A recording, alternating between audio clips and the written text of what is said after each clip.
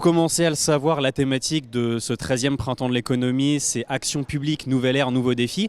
Et on a évoqué au cours d'une table ronde un point important en la matière qui est l'évaluation des politiques publiques.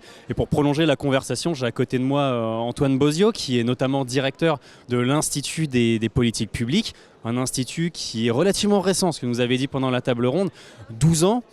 Il y a 12 ans, on avait cette petite alarme en tête de se dire qu'a priori on n'évaluait pas assez nos politiques publiques. Est-ce qu'on a su faire suffisamment de progrès en la matière depuis ?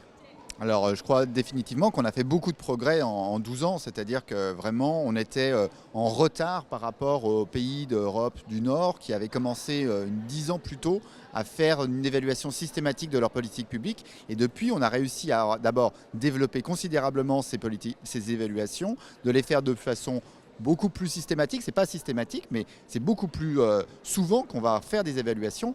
Il y a des laboratoires dédiés, comme l'Institut des politiques publiques, ont émergé comme étant des acteurs de l'évaluation. Et aujourd'hui, la plupart des décideurs publics ont en tête l'idée qu'il est nécessaire d'avoir des éléments d'évaluation pour prendre des décisions sur la modification et les futures politiques publiques. Est-ce qu'elles sont bien connues, ces évaluations ?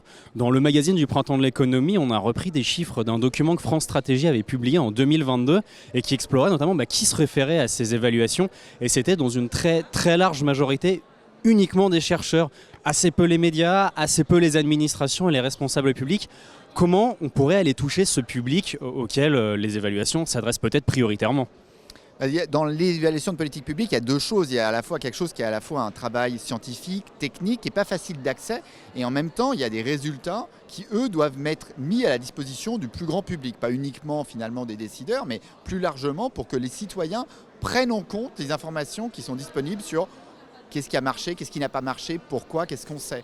Donc il y a un rôle pour les évaluations et par exemple pour un institut comme le nôtre d'arriver à diffuser les résultats de nos travaux au-delà d'un cercle un peu scientifique de chercheurs auprès des décideurs publics. Alors on essaie de le faire avec des notes dans un format pour les décideurs publics, pour les parlementaires, pour la presse. Et on est de plus en plus repris, et donc ça c'est une très bonne chose. Je pense qu'on a encore des progrès à faire dans la capacité à aller plus loin pour arriver à faire des choses qui soient dans des formats différents, plus accessibles, qui nous éloignent du format finalement de travail scientifique qu'on a l'habitude de faire.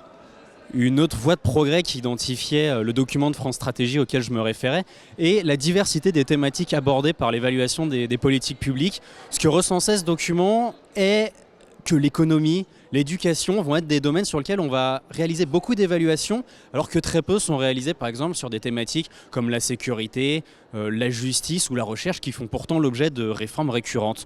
Comment on explique ce décalage ?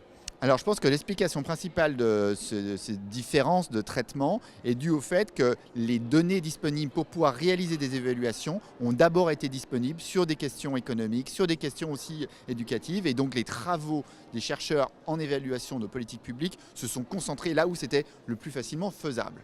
Donc par exemple, on n'avait jusqu'à récemment pas accès aux données sur la justice, sur la sécurité intérieure, et donc pas d'informations disponibles, pas de possibilité de mener à bien les évaluations.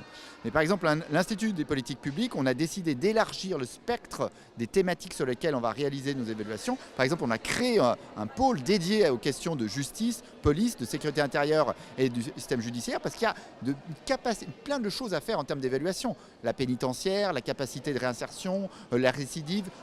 En fonction des politiques qu'on peut mettre en place dans ces domaines-là, on peut aussi faire des évaluations. Et notre rôle, c'est d'arriver progressivement à élargir le spectre. S'il y a bien une prise de conscience, et pour faire cela, il est nécessaire que les responsables publics dans ces ministères comprennent aussi l'intérêt de l'évaluation pour pouvoir, du coup, la financer et pour qu'elle puisse être réalisée. Merci beaucoup Antoine Bozio pour vos réponses. Si cette thématique vous passionne, vous pouvez revisionner la table ronde auquel mon invité a participé sur le YouTube du Printemps de l'économie et puis également aller consulter les travaux de l'Institut des politiques publiques.